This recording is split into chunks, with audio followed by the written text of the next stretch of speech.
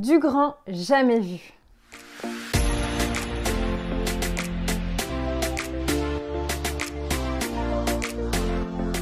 Bonjour et bienvenue à toi dans cette nouvelle vidéo. Aujourd'hui on va parler d'un thème trop cool et notamment d'une expérience que j'ai vécue et qu'il fallait absolument que je te partage. On va parler de stage, on va parler d'opportunités, on va parler aussi des tribunaux de commerce et puis on parlera de cette rencontre juste dinguissime que j'ai vécue après ma première année de droit. Donc pour resituer un petit peu, ça s'est déroulé donc après ma première année de droit. Donc moi j'ai fait ma L1 à Dijon. Et depuis le mois de novembre donc de ma première année, je savais qu'il fallait que je fasse un stage. Pourquoi? Et tout simplement parce que j'avais ma grande sœur qui était en études de droit et qui était du coup, comme les grands frères et sœurs généralement, c'était trop mon modèle. Et puisqu'elle était dans des études de droit, pour moi c'était focus, il fallait que je fasse comme elle quoi. Genre elle avait fait plein de stages, elle était à la Sorbonne, elle a été à Assas, pour moi c'était vraiment genre le mentor dans le milieu du droit. Et puisqu'elle avait fait plein de stages et qu'elle m'avait bien dit Constance, il faut que tu fasses des stages, c'est important et tout, qu'elle m'avait vraiment transmis cette fibre-là. Elle m'avait pas coachée, mais c'est juste pendant toutes ces années de droit, pendant que moi j'étais pas encore en études sup, je me suis un peu inspirée de ça, de cette énergie, de cet acharnement qu'elle a. Et je pense que c'est aussi un peu grâce à elle que je suis aussi tenace maintenant. Donc voilà, je la remercie bien évidemment. Et en gros, je savais donc au mois de novembre qu'il fallait que je trouve un stage. Donc je suis partie à la conquête d'un stage après 3 mois seulement de droit. Donc maintenant que j'y pense, c'est vrai que mes petits mails de demande de stage devaient être bien cocasses. J'ai communiqué donc à plein de cabinets d'avocats, à plein d'offices notariales et puis j'ai découvert la profession de greffier des tribunaux de commerce. J'ai découvert ça, c'était incroyable. Je connaissais pas du tout. Je connaissais le métier de greffier, mais greffier des tribunaux de commerce, ça n'a rien à voir avec la profession de greffier. Tout d'abord, pour être greffier des tribunaux judiciaires, c'est un bac+3 et ensuite tu passes un examen. Alors bien évidemment, il y en a qui ont des bac+4, bac+5, mais pour autant, tu peux passer l'examen dès un bac+3. Alors que pour être greffier des tribunaux de commerce, c'est pas du tout la même chose parce que tu es vraiment un sorte de manager des entreprises. Disons que dans la hiérarchie, le greffier des tribunaux de commerce, il est quand même beaucoup plus valorisé que les greffiers des tribunaux judiciaires. Je ne suis pas du tout là pour dénigrer ni l'une ni l'autre des professions, mais c'est juste pour vraiment que tu aies l'idée que c'est pas du tout la même chose, qu'il faut pas les confondre. Pour passer l'examen des tribunaux de commerce, déjà il faut avoir minimum un bac+4 et avoir quand même fait un master droit des affaires avec pas mal de commerce parce que les examens, on en parlera tout à l'heure, je t'expliquerai, mais c'est vraiment axé droit commercial. Donc bref, on revient à nos moutons. Donc moi, première année de droit, j'envoie plein de mails. Et alors là, j'ai découvert donc cette profession de greffier des tribunaux de commerce et ça m'a grave plu, je trouvais ça trop cool. Et du coup, je me suis dit, go, je vais faire un stage là-dedans, c'est là-dedans que je vais faire un stage, donc je vais m'acharner. Donc j'ai réuni toutes les adresses mail de tous les tribunaux de commerce de France, clairement. Je crois que j'en ai recensé au moins 50 adresses mail et j'ai bombardé de mails. Alors oui, certes, je me suis pris des refus. Oui, certes, j'ai eu beaucoup de personnes qui ne m'ont pas répondu. Mais un jour, j'ai reçu un mail du tribunal de commerce d'Avignon et s'ils regardent ma vidéo, je les remercie encore. Et ils m'ont accepté en stage. Alors c'était Avignon, moi j'étais à Dijon, je connaissais personne. Et j'avais demandé de faire un stage de 3 mois parce que je trouvais que c'était cool de faire vraiment un vrai stage de 3 mois pour vraiment être en immersion totale dans ce tribunal de commerce. Donc, forcément, quand j'ai reçu la réponse positive, j'étais super contente.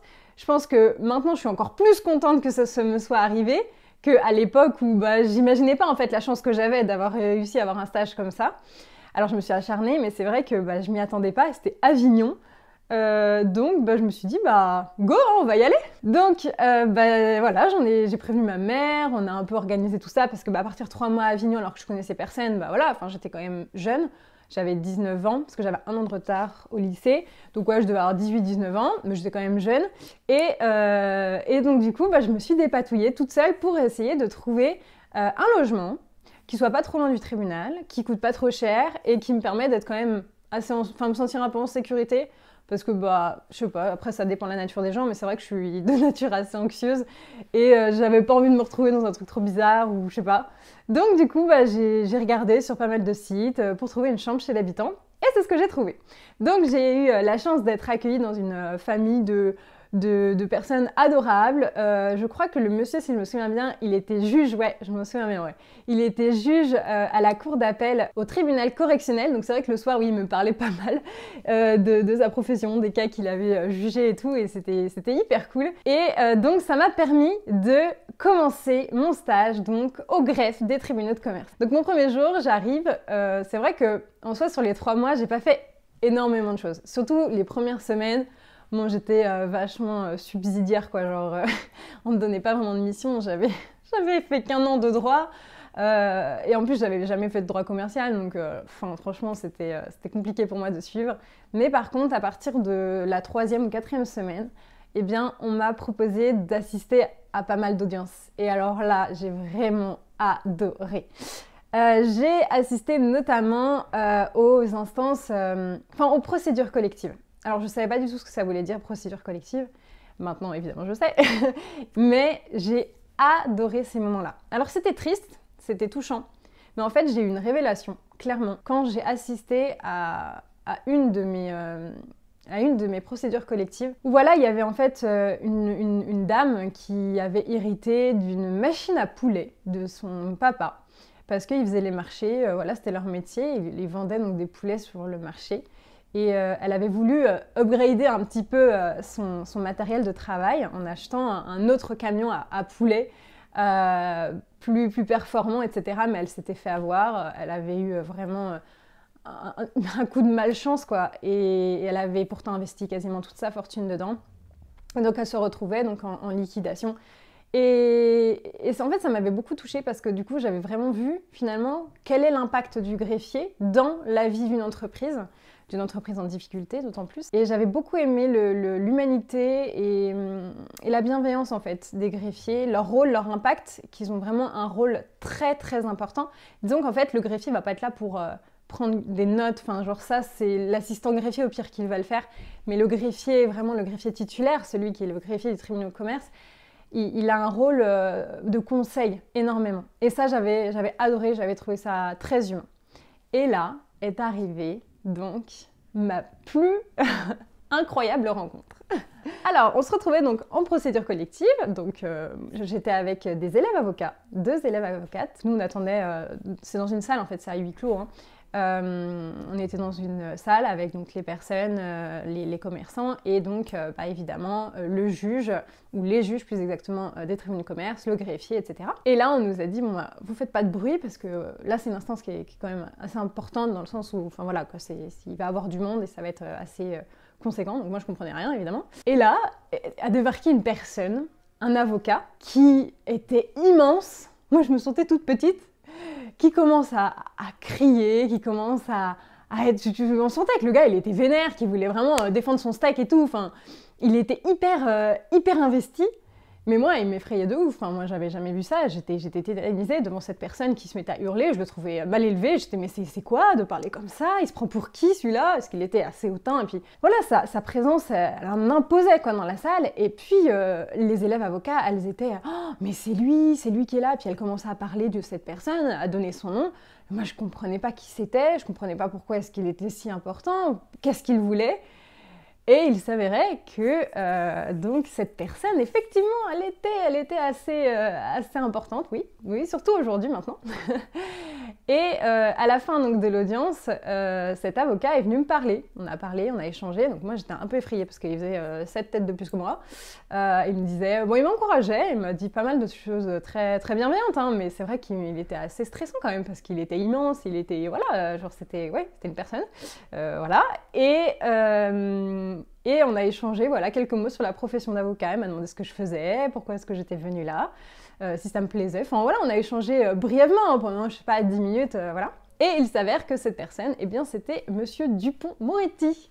Voilà, donc, pour ceux qui connaissent, j'espère quand même, c'est notre ministre de la Justice à présent, mais donc qui est avocat pénaliste, et donc qui était présent à cette procédure collective et qui était donc avocat à ce moment-là, dans cette pièce à Avignon, et que j'étais là et que je ne comprenais pas qui il était, pourquoi est-ce qu'il était aussi craint finalement. j'avais des choses que je comprenais pas en fait. Et du coup, après coup, ouais, je me suis un peu renseignée sur cette personne et donc voilà. J'étais hyper étonnée, je me suis dit, waouh, en fait, d'accord, je comprends mieux en fait pourquoi est-ce qu'il y avait un tel impact durant ce moment. Donc voilà, comme quoi faire des stages, certes ça nous forme, mais on peut aussi rencontrer des personnes bah, voilà, un peu connues, voilà, des gens qui ont marqué un peu leur présence et du coup bah, je voulais te le partager, je voulais savoir si toi aussi ça t'était arrivé hein, pendant un stage ou pendant, je sais pas, peu importe où, si tu avais donc eu l'occasion de rencontrer des figures finalement du droit. Mais moi c'est vrai que ça m'avait pas mal chamboulé parce que c'est vrai que bah, voilà, j'étais encore en première année de droit quand j'ai fait mon stage, j'étais complètement paumée, je comprenais rien et voilà, j'ai eu l'occasion de rencontrer cette personne et puis on avait échangé 2-3 mots. Donc cette vidéo n'est absolument pas politique de savoir si Dupond-Moretti est bien ou mal, ce n'est absolument pas ça. C'est simplement bah, voilà, pour vous raconter mon expérience dans ce stage et que ça m'a apporté plein de choses. Alors si on revient un petit peu sur la profession voilà, des greffiers des tribunaux de commerce, eh bien en fait il faut que tu saches que c'est un concours qui est assez sélectif. Chaque année il y a un quota finalement de personnes qui peuvent être admises. En 2021 c'était 14 personnes. Donc c'est très peu, il y a des épreuves d'admissibilité et il y a des épreuves orales. En ce qui concerne les épreuves d'admissibilité, donc c'est des écrits, dissertation, cas pratiques et autres cas pratiques en procédure civile, en droit commercial. Vraiment droit commercial à fond, une dissertation en droit commercial ou droit civil d'ailleurs. Ensuite, il y a des épreuves orales, donc pareil, ça se prépare bien parce que c'est très important. Et c'est un métier qu'on connaît très peu et qui pour autant fait énormément de débats, hein, surtout en ce moment, notamment en ce qui concerne leur salaire. On revient donc à la question fondamentale du salaire. C'est vrai que bah, moi, quand j'ai fait mon stage, je savais hein, combien ça gagnait un greffier. Je m'étais renseignée, évidemment, et c'est vrai que les chiffres qui étaient donnés, c'était incroyable. Après, j'ai jamais eu l'occasion, et puis j'ai pas eu le toupet de demander combien gagnait le greffier, mais au vu de, comment dire, de comment ils étaient habillés, voilà, de différents éléments, très subjectifs, hein, je le dis, mais ça n'empêche que, oui, je pense que le chiffre est bien exact, s'élève à environ entre 20, 30, 40 000 euros par mois. Voilà. Donc oui, c'est une profession qui est très très lucrative, qui fait débat, d'accord? D'ailleurs, je crois qu'il y a eu une baisse du salaire, disons un espèce de barème qui a été posé par Emmanuel Macron, mais ça reste quand même une profession qui est encore très protégée, très secrète et qui est très basée sur le réseau. C'est un peu comme les offices notariales, c'est vrai que ça se transmet de père en fils, et d'ailleurs, c'est ce qui se passait à Avignon. Il y avait voilà, le greffier qui travaillait en collaboration donc, avec son fils. Et c'est vrai que ça se perpétue énormément comme ça. Et puis ça coûte très cher, hein, évidemment, de s'installer en tant que greffier. Il y a un quota, il faut qu'il y ait de la place, évidemment, qu'on n'ouvre pas un greffe du tribunal de commerce en claquant des doigts. Il faut évidemment qu'il y ait des places disponibles. Mais c'est vrai que c'est une profession qui est très bien. Enfin, moi, je l'adore, je trouve ça trop kiffant. Et qui est très très lucrative. Donc après, tout dépend évidemment les gens, ce qu'on a envie de faire, etc. Hein, mais c'est vrai que ça reste très intéressant parce que c'est pas ennuyeux comme métier. Enfin, en tout cas, moi, j'ai pas trouvé ça du tout ennuyeux. J'ai trouvé ça génial. J'ai adoré mon stage. J'ai aimé en fait tout le fil conducteur de mon premier stage. C'est que bah, j'étais une petite étudiante. Je me suis acharnée, j'ai réussi à avoir une place et tout en fait c'est mêlé. Et c'est vrai que bah, maintenant, je suis assez fière en fait de ma première expérience de stage. Donc, je t'encourage à faire, pas faire comme moi, non, mais simplement n'hésite pas à t'acharner. Voilà, faut s'acharner pour trouver un stage.